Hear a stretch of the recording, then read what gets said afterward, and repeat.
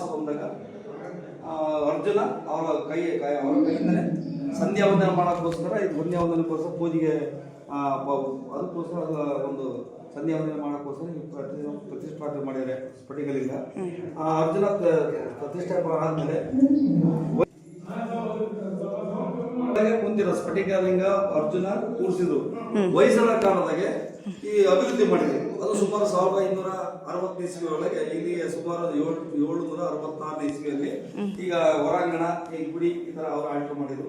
ಅದೇ ರೀತಿ ಹೊಯ್ಸಳರಾದ್ಮೇಲೆ ನಾಯಕರ ಕಾಲದಾಗೆ ಅದು 300 ವರ್ಷಗಳ ಹಿಂದೆ ನಾಯಕರು ಇದನ್ನ ಅಭಿವೃದ್ಧಿ ಮಾಡಿ ಒಂದು ಈ ಶಿವರಾತ್ರಿ ಹಬ್ಬ ಏನು ವಿಶೇಷ ರೀತಿಯಿಂದ ಮಾಡೋದು ಹೇಳಿ ಮಾಡಿದ್ದು ಒಂದು ಉದಾಹರಣೆ ಇದೆ. ಒಂದು ಒಳಗೆ ಶಿಲಾಶಾಸನ ಅದು ಅದೇ ಅದರಾಗೆ 16 ಸಾಲಿನೊಂದು ಹಳೆ ಕನ್ನಡ ಇದೆ. ಇತಿಹಾಸ ಲಿಪಿ ಇರೋದಕ್ಕೋಸ್ಕರ 766ನೇ ವರ್ಷ ಹಿಂದಿನ ಸ್ಫಟಿಕಲಿಂಗ. ಇದ್ರ ಮುಂದೆ ಸ್ಫಟಿಕ ಬಸವಣ್ಣ ಇತ್ತು. ಸುಮಾರು 15-16 ವರ್ಷ 15-16 ವರ್ಷ ಹಿಂದುಗಡೆ ಹೊಡೆದು ಬಿಟ್ಟರು. ಅದು ಸ್ಫಟಿಕ ಅದುಲಿಂಗ ಅಂತ ನಿಧಿಗಾರರು ಅದನ್ನ ಹೊಡೆದು ಒಂದು ಚೂರು ಅದಾದ್ಮೇಲೆ ಒಂದು 15-16 ವರ್ಷ ಅವಾಗ ಇಲ್ಲೊಬ್ಬ ಪೂಜಾರಿ ದನಕಾರ ಕೂಲಿಕಾಯರು ಏನು ಮಟ್ಟರು ಗುರುನಾಟರು ಎಲ್ಲ ಸೇರಿ 100-200 ಪೈಕಿ ಸಣ್ಣ ಬಸವನ್ನ ಕೂರಿಸಿದ್ದಾರೆ. ಈಗೇನೋ ನಮ್ಮ ರಂಗಸ್ವಾಮಿ ಅಂತ ಅವರು ಈ ಒಂದು ಏನೋ ಒಂದು 2 ವರ್ಷ ನಡ್ಕೊಂತ ಬಂದ್ರು. ಈ ಪರಮಾತ್ಮ ಈಗೇನೋ ಹೊರ ಪ್ರಪಂಚ ನನ್ನ ಜಗತ್ತಿಗೆ ತಿಳಿಬೇಕಂತ ಈಗೇನು ಅನಿಸ್ತಾ ಗೊತ್ತಿಲ್ಲ. ಈಗ ಏನು ಗೊತ್ತಾ, ದುರ್ಗದ ಜನಕ್ಕೆ ಬರೋ ದಾರಿ ಮಾಹಿತಿ ಅಷ್ಟು ಗೊತ್ತಿಲ್ಲ. ಅದು ದಾರಿ ಅಷ್ಟೇ, ಒನಕೆ ಓಬವ್ವನ ಕಿಂಡಿ ಮುಚ್ಚಿದೆ ಅಂತ ಹೇಳ್ತಾರೆ. ಇನ್ನು 2 ದಾರಿ ಇದೆ ಅಂತಿದ್ರೆ, ಒಂದು ದಾರಿ ಇವಾಗಿದೆ, ಇನ್ನೊಂದು ದಾರಿ ಮಾಡ್ತೀನಿ ಅಂತಿದ್ದೀರಾ. ಅದು ಯಾವ ಕಡೆ ಏನು?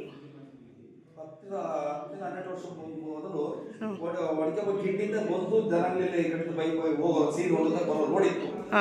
ಏನೋ ಅವರು ಕೋಟೆ ಯಾಕೆ ಮುಚ್ಚಿರೋ ಗೊತ್ತಿಲ್ಲ. ಅದನ್ನ ಈಗ ಮೊನ್ನೆ ಮನವಿ ಕೊಟ್ಟಿವಿ. ಅವ್ರು ಇಲ್ಲ ನಾವು ಡೆಲ್ಲಿ ಒಳಗೆ ಮಾತಾಡಿದ್ವಿ ಅಂತೇಳಿ ಮಾತಾಡಿದ್ರಮ್ಮ. ಇಲ್ಲಿ 5 ದಾರಿ ಬಂದಾಗ ಇದ್ದಕ್ಕೆ ಬಂದು ಇದೇ ದಾರಿ ಇದೆ. ಸಿಹಿ ನೀರು ನೋಡೋದ ಪಕ್ಕದ ಗಲ್ಲಿ ಇದೆ, ಈಸಿ ಇದೆ, ಚಿಟ್ಟಿ ಬಾಗಿಲಿದೆ. ಅಲ್ಲಿಂದ ಹೋಗ್ತೀವಿ.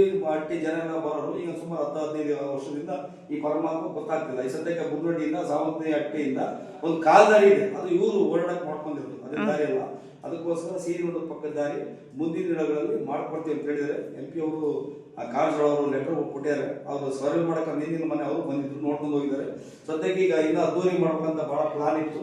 1 ವರ್ಷ ಮೇಲೆ ನೀವು ಗುಂಡಿ ತೆಗೆಮಂತ ನಮಗೆ ನಿರ್ದೇಶನ ಕೊಟ್ಟಿದ್ದಾರೆ. ಹಾಗಾಗಿ ಸರಳ ರೀತಿಯಲ್ಲಿ ಮಾಡ್ತಾರೆ. ಅದೇ ರೀತಿ ಇದು ಪ್ರಪಂಚಕ್ಕೆ ಗೊತ್ತಾಗಲಿ, ದೇಶಕ್ಕೆ ಗೊತ್ತಾಗಲಿ ಅಂತ ಆನಂದ್ ಗುರುಜಿ ಅವರು ಕಾಂಟ್ಯಾಕ್ಟ್ ಮಾಡಿದ್ವಿ.